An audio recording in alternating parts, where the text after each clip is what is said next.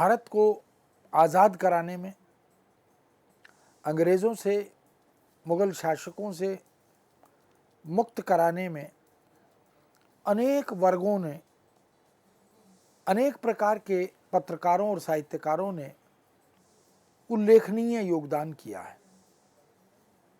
आधुनिक काल तक आते आते पत्रकारिता एक सशक्त माध्यम बन गया था आज़ादी के स्वप्न को साकार करने की दिशा में प्रेरित करने के लिए। उस समय के साहित्यकार पत्रकार और संपादक भी थे। समाचार पत्रों से, अनेक प्रकार की साहित्यिक पत्रिकाओं से, तमाम तरह के जनसंचार माध्यमों से ये साहित्यकार और पत्रकार जुड़े हुए थे। इसलिए इनके साहित्यिक निबंध हों या सामाजिक सांस्कृतिक चेतना के निबंध हों, इनकी पत्र पत्रिकाओं में लिखी गई संपादकीय भूमिकाएं हों, उन सब पर विचार करें तो वास्तव में उन्होंने राष्ट्रीय जागरण का काम किया। पूरी दुनिया को देखते हुए, पूरे विश्व को देखते हुए, आधुनिकता का आह्वान करते हुए, परंपरा और आधुनिकता के समन्वय पर बल देते हुए इन पत्रकारों ने हमें हमारे लक्ष्य पर दृष्टि केंद्रित करने की प्रेरणा सदा सर्वदा दी है। गणेश शंकर विद्यार्थी भी ऐसे ही सजग, ऐसे ही समर्पित पत्रकार रहे हैं। वो आत्मविश्वासी थे। अनेक प्रताड़नाओं के बावजूद, अनेक विरोधों के बावजूद उन्होंने अपने विश्वास को कभी डगमगाने नहीं दिया। अंग्रेजी सत्ता या हम पर शासन करने वाले आतताइयों से कभी वो भयभीत नहीं हुए। जो निश्चय कर लिया, जो संकल्प ले लिया, उस पर वो अडिग रहे। उनके दृढ़ निश्चयी व्यक्तित्व को यदि हम देखें तो वास्तव में वो एक आदर्श पुरुष के प्रतीक बनकर हमारे सामने आते हैं। पत्रकार से, उसके आचरण और व्यवहार से जो अपेक्षाएं की जाती हैं, उन सब अपेक्षाओं की पूर्ति गणेश शंकर विद्यार्थी सहज रूप में करते हैं। मंतव्यों और उद्देश्यों की उत्साह से भरी हुई डोर और निरंतर गतिशील बने रहने का संकल्प इस विलक्षण व्यक्तित्व से जुड़ा रहा। आत्मसम्मान, आत्मा अभिव्यक्ति, स्वातंत्र चेतना, इनसे कभी समझौता नहीं किया। किसी लोभ और प्रलोभन का शिकार नहीं हुए। एक ईमानदार, एक निष्ठावान, एक सजग प्रहरी की तरह वो देश के लिए प्रस्तुत रहे। प्रताप एक प्रसिद्ध समाचार पत्र था। प्रताप जैसे अखबार का संपादन और बाल कृष्ण शर्मा, माखनलाल चतुर्वेदी तथा पंडित बनारसी दास चतुर्वेदी जैसे युग पुरुषों को भी प्रेरित किया, प्रभावित किया और उन्हें उनके दायित्व का बोध भी कराया।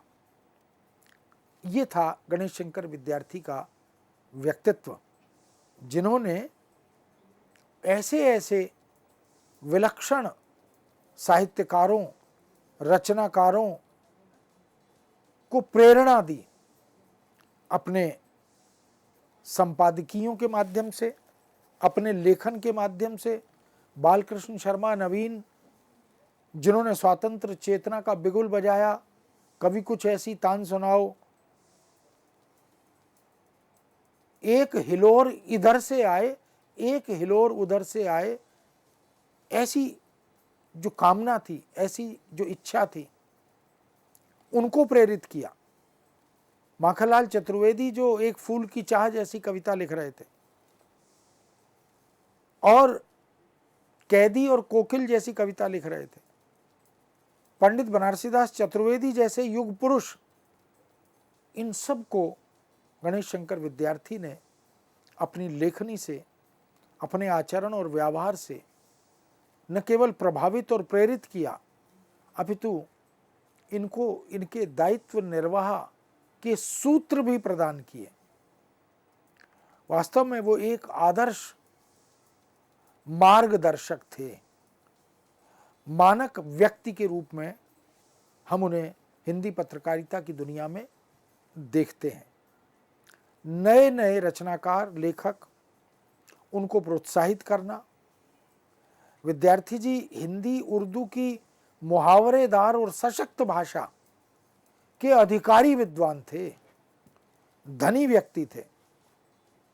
बहुत भाषा के अधिकार को उन्होंने अपनी लेखनी के माध्यम से, अपनी पत्रकारिता के माध्यम से प्रमाणित किया, सिद्ध किया। हिंदी और उर्दू, इन दोनों भाषाओं में और उसके मुहावरेदार प्रयोग में, उसकी धारदार अभिव्यक्ति में वो किस तरह प्रस्तुत थे, संलग्न थे, यह भी वास्तव में उल्लेखनीय है।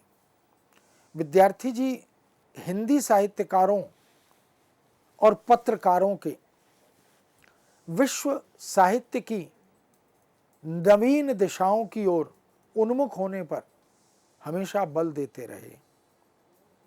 उन्होंने नए नए साहित्यकार तैयार किए, उन्हें राह दिखाई, उनका मार्ग प्रशस्त किया। नए पत्रकारों को पत्रकारिता का बोध कराया, पत्रकारिता के मानकों से अवगत कराया, और विश्व साहित्य की जो दिशाएं उद्घाटित हो रही थीं, विश्व साहित्य में समाज और संस्कृति को लेकर, भाषा को लेकर, सामाजिक तमाम समस्याओं और चुनौतियों को लेकर जिस प्रकार का चिंतन, लेखन, मनन हो रहा था, उसकी ओर भी उन्मुख किया, उससे भी अवगत कराया।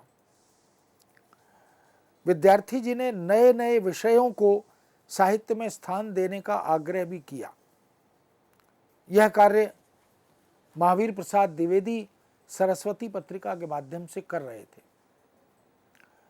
गणेश शंकर विद्यार्थी ने भी अपने समकालीन युगीन साहित्यकारों, पत्रकारों को इस धारा से जोड़ा, आग्रह किया कि जो पारंपरिक विषय हैं, अब उनकी आवश्यकता उतनी नहीं है।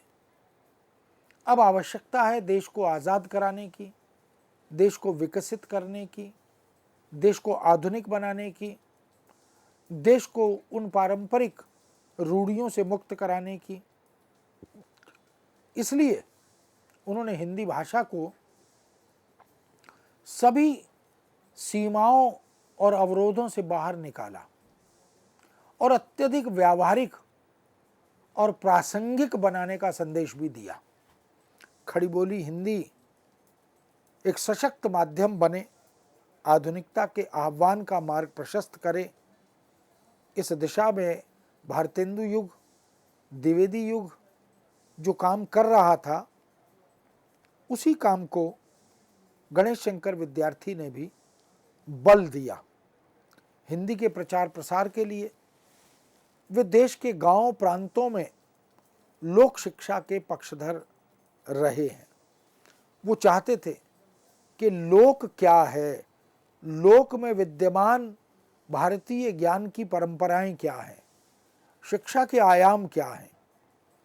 हमारे ग्रामीण और प्रांतों में रहने वाले समाज को इस प्रकार के लोक साहित्य से, लोक परंपराओं से, लोक कलाओं से, लोक भाषाओं से जोड़ा जाना चाहिए। विद्यार्थी जी का विश्वास कार्य के प्रारंभ करने और उसे सिरे चढ़ाने में अधिक रहा। वो चाहते थे कि कार्य को यदि प्रारंभ करें, उसका शुभारंभ करें, तो फिर उसकी इतिश्री भी हो, उसे संपन्न भी करें, उसे बीच में छोड़ना नहीं। वो सामने आने वाली तमाम समस्याओं, कठिनाइयों की कल्पना भी नहीं करते थे। कुछ लोग कार्य प्रारंभ करने से पहले ही भयभीत हो जाते हैं, अनेक प्रकार के संशय उन्हें घेर लेते हैं। गणेश शंकर विद्यार्थी इससे बिल्कुल दूर और अलग थे। वे आने वाली समस्याओं और कठिनाइयों की कल्पना करते ही नहीं थे। वो कहते थे कि यदि कदम आगे बढ़ाया है तो विजयश्री निश्चित है, जहाँ चाह वहाँ राह। इस सिद्धांत को उन्होंने अपनी जीवन की सफलताओं का सिद्धांत बना लिया था। इसलिए हिंदी की युगीन स्थिति को देखते हुए उन्होंने यह कहा भी था, हिंदी के प्रचार का सबसे बड़ा साधन है हिंदी प्रांतों में लोक शिक्षा को आवश्यक और अनिवार्य बना दिया जाए। वो चाहते थे कि लोक शिक्षा भी हमें इन तमाम रूढ़ियों से, इन तमाम दकियानुसी सोच और दृष्टियों से बाहर निकाल सकती है। कोई घर ऐसा न रहे जिसके नर नारी, बच्चे और बूढ़े सब तुलसीकृत रामायण यानी रामचरितमानस और साधारण पुस्तकें, समाचार पत्र पढ़ ना सकें। एक प्रकार से साक्षरता, एक प्रकार से अध्ययनशीलता, इस पर उनका बल था। वो चाहते थे देश का कोई व्यक्ति, किसी प्रांत, किसी गांव, किसी समुदाय, किसी क्षेत्र का हो, वो साक्षर हो, वो पढ़ लिख सके। पढ़ने लिखने से मानसिक विकास होता है, मानसिक विकास से राष्ट्रीय विकास होता है। इसलिए यह काम उतना कठिन कदापि नहीं है जितना कि समझा जाता है। आवश्यकता को पूरा करना है तो कटिबद्ध होकर, संकल्पबद्ध होकर हमें लोक शिक्षा, लोक ज्ञान, लोक भाषा, लोक कलाएं, इन्हें आगे बढ़ाना होगा। यदि टर्की में कमाल पाशा बच्चों और बूढ़ों तक के थोड़े समय के अंदर टर्की भाषा द्वारा साक्षर कर सकते हैं, सोवियत शासन 10 वर्ष के अंदर रूस में अविद्या का दिवाला निकाल सकता है, तो इस देश में भी सब प्रकार की शक्तियां यदि जुट जाएं, बहुत थोड़े समय में हम अविद्या के अंधकार का नाश कर सकते हैं। प्रत्येक व्यक्ति को पढ़ने और लिखने के योग्य बना सकते हैं। हम जितनी साक्षरता बढ़ाएंगे, जितनी अध्ययनशीलता पर बल देंगे, उतना ही भाषा और साहित्य का कल्याण होगा। भाषा जीवित रहेगी, भाषा का विकास होगा, प्रचार प्रसार होगा और भाषा का अनुप्रयोग बढ़ेगा। साहित्य का कल्याण होगा, साहित्य इतर भाषा के अनेक आयाम उद्घाटित होंगे। जब करोड़ों निरक्षर साक्षर बन जाएंगे, तब उनकी बौद्धिक आवश्यकताओं की प्रेरणा से हिंदी भाषा और साहित्य के सौष्ठव में अपने आप वृद्धि होती चली जाएगी।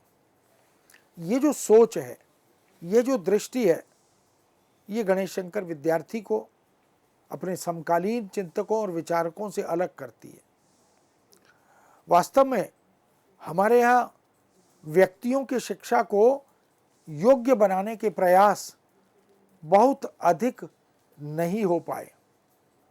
व्यक्ति के व्यक्तित्व का विकास कैसे हो, व्यक्ति को बहुआयामी सैद्धांतिक और व्यावहारिक ज्ञान कैसे अर्जित कराया जाए, उसे शिक्षित करने के लिए केवल किताबी ज्ञान नहीं, उसे प्रयोजन परक, अनुप्रयोग परक ज्ञान भी प्रदान किया जाए। हमेशा शिक्षा को व्यक्ति के योग्य बनाया जाता रहा है। यही कारण है कि शिक्षा व्यक्ति निर्माण तो करती रही, पर व्यक्तित्व के निर्माण में वह पिछड़ती रही। विद्यार्थी जी का चिंतन, उनका मनन कोई स्थूल दृष्टि का परिचायक नहीं है। प्रारंभिक शिक्षा के रूप में उर्दू और मिडिल के बाद हिंदी और अंग्रेजी का अध्ययन करते हुए विद्यार्थी जी ने अग्रज शिवव्रत के पास कानपुर जाकर नौकरी प्रारंभ कर दी थी। बड़े भाई शिवव्रत नारायण आर्य समाज में अत्यंत सक्रिय रहे, इसीलिए विद्यार्थी जी भारत मित्र, बंगवासी, सरस्वती ऐसी पत्रिकाओं से जुड़ गए। ये वही पत्रिकाएं हैं जो पत्रकारिता की दुनिया में राष्ट्रीय चेतना का बिगुल बजा रही थी, जो देशवासियों को, भारतवासियों को भारतीयता क्या है इससे अवगत करा रही थी। आगे की शिक्षा उन्होंने प्रयागराज में संपूर्ण की। मिडिल के अध्ययन काल में ही जिस सृजनात्मक प्रतिभा ने हमारी आत्मोत्सर्गता नामक रचना दे डाली और पत्रकारिता के साथ साथ समाज सुधारक की भूमिका निभाने वाले जिस उदात्त व्यक्तित्व ने राष्ट्रीय स्वतंत्रता आंदोलन में सक्रिय रहने वाले कांग्रेस को नेतृत्व भी दिया, उनकी गणना देश के अनमोल रत्नों में की जा सकती है, की जानी चाहिए। शहीद भगत सिंह से जिनके घनिष्ठ संबंध थे, देश के लिए बलिदान होने वाले शहीद उनके लिए मां भारती के पूज्य पुष्प थे। इसलिए देश के शहीदों के प्रति विद्यार्थी जी का दृष्टिकोण सदा सर्वदा कृतज्ञता का रहा। वो सार्थक साक्षरता के प्रबल पक्षधर थे, समर्थक थे। गंभीर दायित्व निर्वाह का जोखिम उन्होंने निभाया और निभाने वाली ईमानदार पत्रकारिता सदा सर्वदा वो करते रहे। विद्यार्थी जी त्यागी थे, त्याग पुरुष थे। उन्होंने अपने पारिवारिक वैयक्तिक सुखों को त्याग दिया, देश के लिए, लोकहित, जनहित, परहित के लिए, सर्वहित के लिए वो अपनी सुख सुविधाओं का त्याग करते रहे, अपनी इच्छाओं को मारते रहे। लगन, निष्ठा, समर्पण, इनमें विद्यार्थी जी का कोई सानी, कोई मुकाबला नहीं। निरक्षर व्यक्ति को आंख पर पट्टी बांधकर चट्टान के कगार से पग बढ़ाने की शिक्षा देने वाले ऐसे लोग अबोध माने जाते हैं, जो शीघ्र ही खाई में गिरने वाले होते हैं। इसलिए वे देश के हर अंधियारे कोने को साक्षरता के दीप से प्रज्वलित करने का आह्वान करते हैं। वो चाहते हैं कि देश में, देश के किसी भी कोने में अज्ञानता का, अस्पृश्यता का प्रचार हो, अज्ञानता दूर हो, अंधकार दूर हो और समभाव पैदा हो। वो राष्ट्रभाषा हिंदी की अनिवार्य शिक्षा, उसके प्रचार प्रसार पर अत्यंत बल देते रहे।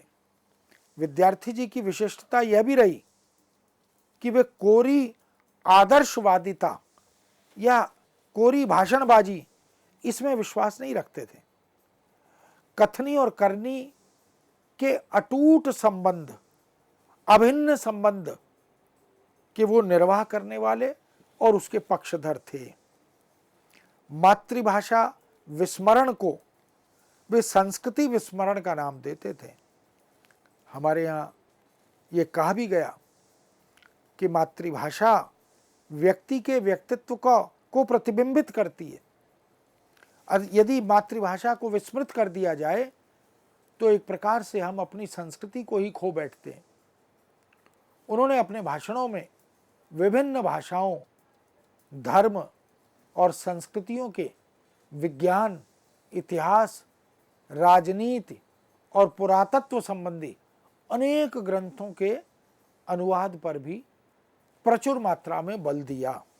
वो चाहते थे कि अंग्रेजी जैसे विश्व के अनेक देशों से जोड़ने का काम करती है, सेतु का काम करती है, ऐसे ही हम अपनी कालजयी रचनाओं को, अपने महत्वपूर्ण दुर्लभ ज्ञान परंपरा से जुड़े हुए ग्रंथों को अनुवाद करके दुनिया के सामने ले जाएं, विश्व को बताएं कि भारतीय मनीषा, भारतीय प्रतिभा, भारतीय ज्ञान परंपरा वह क्या है।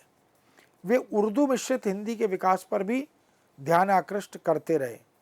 सन 1921 से 1931 तक के 10 वर्षों में विद्यार्थी जी 5 बार जेल गए।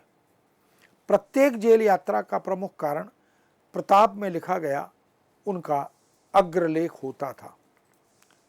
वो निडर थे, निर्भय थे, और जो उनके मन में, उनके मस्तिष्क में देश के प्रति, समाज के प्रति, आज़ादी के प्रति विचार उद्वेलित होते थे, उन्हें वो प्रताप में बेबाकी से लिखते थे। गांधी जी ने चंपारण में गोरों के अत्याचार के विरुद्ध जो आंदोलन प्रारंभ किया था, गणेशशंकर विद्यार्थी उसमें भी सक्रिय समर्थन देते रहे। इसी प्रकार से वे किसानों और मजदूरों के दुखों, उनकी कठिनाइयों को भी समझते रहे, बांटते रहे और उनके लिए भी संघर्ष करते रहे। उनकी सार्वजनिक कार्यकर्ता की भूमिका कई संदर्भों में महत्वपूर्ण बनी। किसानों, शोषितों और निरक्षरों को जागृति प्रदान करने में उन्होंने सदा सर्वदा आत्मसम्मान और आत्मगौरव के साथ जीने की अदम्य प्रेरणा प्रदान की।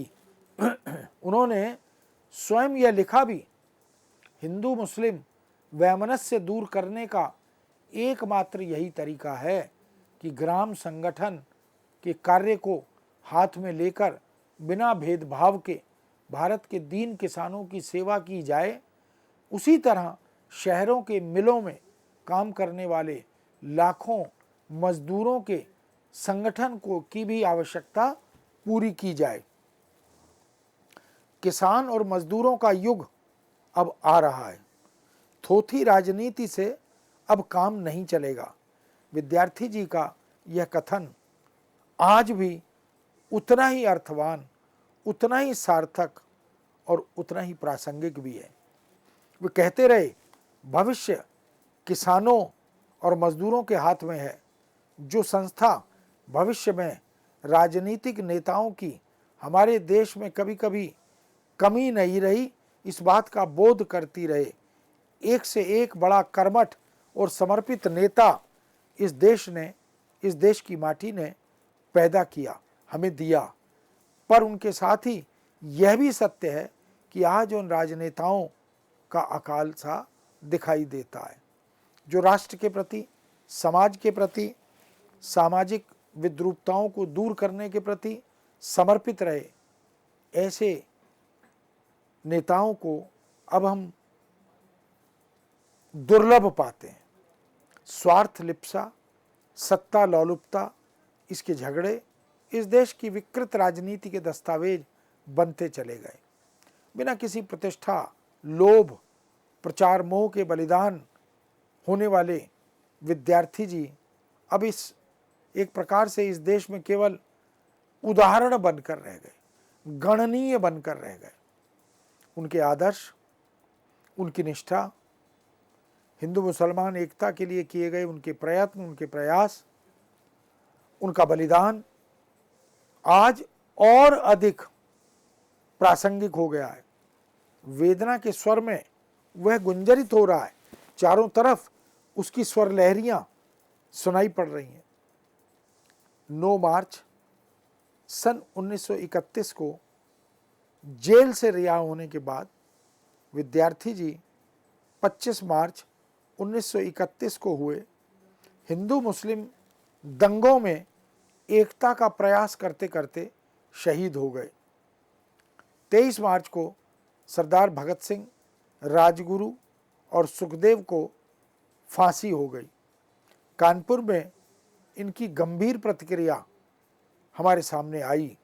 विद्यार्थी जी इन दंगों में लोगों को समझाने बचाने उतर तो गए, लगभग 200 मुस्लिम स्त्री पुरुषों और बच्चों को विद्यार्थी जी ने अपनी जान पर खेलकर दंगों और मारपीट करने वालों से बचाया भी। इस तरह मुस्लिम मोहल्लों में फंसे हिंदू परिवारों की रक्षा की और जी जान से रक्षा करने के बाद गरीबों के और असहायों के मसीहे तो सर्वदा बली होते आए हैं, ऐसी सोच उनके मनोमस्तिष्क में रही। वो वास्तव में बलिदानी, त्याग और शहीद होने की भावना से प्रेरित रहे।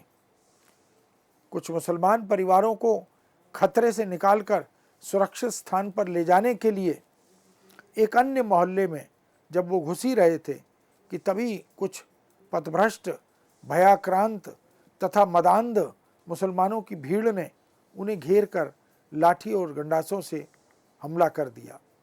कुछ मुस्लिम सज्जनों भाइयों ने उन्हें बचाने के बहुत प्रयत्न भी किए, किंतु भीड़, हम जानते हैं कि वो कुछ देख नहीं पाती। विद्यार्थी जी बलिदान हो गए। 2 दिन बाद 27 मार्च को अस्पताल में पड़ी लाशों के ढेर में उनकी लाश भी प्राप्त हुई। कर्तव्य पालन, आत्मनिष्ठा, इन सब से कुछ समर्पित कर देने वाले ऐसे कई गणेश शंकर विद्यार्थी आज भी देश को चाहिए। किंतु दुर्भाग्य यह है कि हमारे पास गणेश शंकर विद्यार्थी को मौत के घाट उतारने वाली भीड़ और सांप्रदायिकता के नाम पर तहस नहस करने वाले मदांध लोगों की भीड़ तो है, किंतु देश के लिए बलिदान करने वाले विद्यार्थियों का आज भी अकाल बन गया है। इसलिए हे ईश्वर, हमें विद्यार्थी जी के चरण चिन्हों पर चलने की शिक्षा दें और मोहांध तथा धर्मांध हिंसक भीड़ को सद्भावना का वरदान दें। विद्यार्थी जी के बलिदान पर लिखे गए महात्मा गांधी जी के ये शब्द आज भी माँ भारती के कानों में गुंजरित होते हैं, जिन्हें यंग इंडिया में प्रकाशित भी किया गया था। गणेश शंकर विद्यार्थी को ऐसी मृत्यु मिली जिस पर हम सबको स्पर्धा हो। उनका खून अंत में दोनों मजहबों को आपस में जोड़ने के लिए सीमेंट का काम करेगा। कोई समझौता हमारे हृदयों को उनके आपस में नहीं जोड़ सकता। गणेश शंकर विद्यार्थी ने जिस वीरता का परिचय दिया और जिस अंत में पत्थर से पत्थर हृदय को भी पिघला देने वाली भावना और संस्कार दिया, वह चिरस्मरणीय है, अविस्मरणीय है। वास्तव में विद्यार्थी जी मरे नहीं, आज वह सबसे अधिक सच्चे रूप में जीवित हैं, क्योंकि उनके विचारों की प्रासंगिकता आज भी बनी हुई है। जब तक हमने उन्हें भौतिक शरीर में जीवित रह देखा, तब तक हमने उन्हें पहचाना नहीं, और आज हमें उनके दर्शन, उनकी दृष्टि, उनकी सोच, प्रशस्त किया गया उनका मार्ग, इन सब का स्मरण करते हैं तो हम उनके प्रति कृतज्ञता से युक्त शीश नवाते हैं। ऐसे गणेश शंकर विद्यार्थी वास्तव में हिंदी के लिए, भारतीय वाङ्मय के लिए, पत्रकारिता के लिए आदर्श हैं, मानक हैं। हम उन्हें नमन करते हैं। मित्रों, इस विषय को यहीं विराम देते हैं। पुनः नए विषय के साथ उपस्थित होंगे। आज्ञा दीजिए। नमस्कार।